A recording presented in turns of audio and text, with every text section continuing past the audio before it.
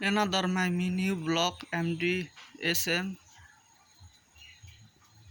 মুসলমানদের প্রতি আন্তরিক সালাম আসসালামু আলাইকুম ও হিন্দু ভাইদের প্রতি আদাব ও নমস্কার ও অন্যান্য জাতির প্রতি আন্তরিক সালাম ও অভিনন্দন। তো সর্বমোট কথা, বাংলাদেশের ভয়াবহ অবস্থা, বন্যা পরিস্থিতি খুবই খারাপ। বাংলাদেশের लोग मुसलमान और हिंदू दुई जाति बहुत क्षय क्षति हो जाएगा। इंडिया जाएगा आएगा, बहुत रिश्तेदार हिंदू लोग हो जाएगा, तो बहुत प्यार करेगा दुई देश।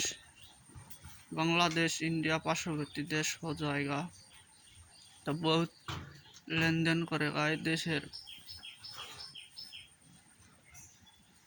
माल ওই দেশ जाएगा, ওই দেশের माल এই देश आएगा।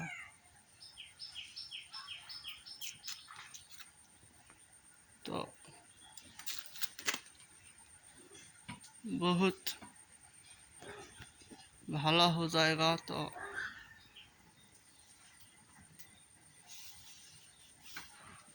पानी सारे नहीं देगा तो बहुत अच्छा हो जाएगा। पानी सारे देगा तो बांग्लादेश बहुत क्षति हो जाएगा।